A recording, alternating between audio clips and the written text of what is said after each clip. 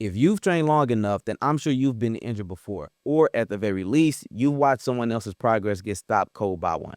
Heavy training, high volume, year-round intensity, all of this comes with a price, and over the last few years, there's been one compound that keeps showing up in serious fitness conversations. It's not on any supplement shelves, and it's not spoken about in mainstream ads, but behind the scenes, BPC 157 is taking the stage. BPC 157 actually stands for Body Protection Compound 157. It's a synthetic peptide derived from a protective compound found naturally in the stomach. It was not created for bodybuilding. It wasn't created for the aesthetics that we love. It came out of injury and gut healing research. But once athletes started noticing how it appeared to affect connective tissues, it really did not stay in their research circle for very much longer. The modern fitness scene, however, continues to push the body harder than ever before. Athletes continue to get stronger, training volume is higher, off seasons are shorter, and instead of acute injuries, a lot of people are now dealing with chronic pains. Their elbows, their shoulders, their knees, hips, Achilles. BPC 157 started gaining traction because these athletes were reporting faster recovery from nagging injuries, reduced joint discomfort, improved tendon and ligament resilience, and the ability to train again when they otherwise couldn't. And that matters because injury does not just slow your progress, it kills your momentum. So, what BPC 157 really changed wasn't just recovery timelines, it changed how athletes started to think. The old mindset was to train hard and deal with the consequences later. The new mindset became, how do I keep this body usable longer and better, right? Longevity started becoming part of the conversation, especially for bodybuilders, powerlifters, cross training athletes, older lifters especially, and people coming back from a surgery. Recovery has stopped being just reactive and instead it started being more strategic.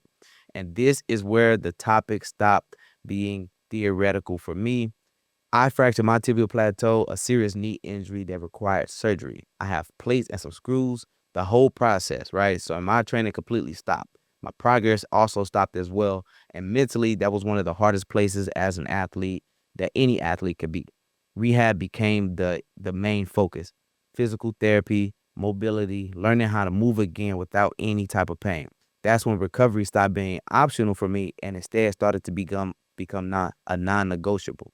BPC 157 became a part of my recovery process, not as a shortcut and not as a miracle fix, but as a tool to support healing, reduce those setbacks, and help me stay consistent with rehab instead of constantly restarting. It didn't magically fix anything, but it helped me recover better while I was still doing the work.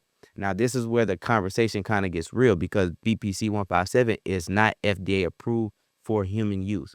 There are promising animal studies, a massive amount of anecdotal human experience, but no large-scale human clinical trials have been completed to honestly even prove that this is a good fix. But the fitness culture has moved faster than any type of regulation ever could. Athletes just decided not to wait.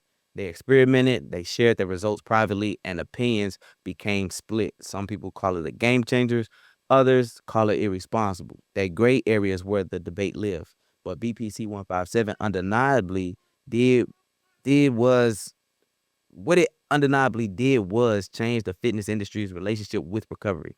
It helped normalize recovery optimization, not just those rest days and stretching, but intentional approaches to tissue repair. It blurred the line between medical recovery and performance recovery and has forced athletes to think more deeply about risk versus their reward, education versus their hype, and short term performance versus the long term health.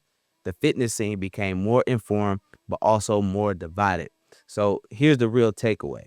BPC 157 didn't replace the hard training. It did not replace the smart programming. It didn't replace the sleep, the nutrition, the discipline, but instead what it was reinforcing was the bigger truth. The harder you train, the smarter you must recover. Whether someone uses peptides or not, the mindset has changed.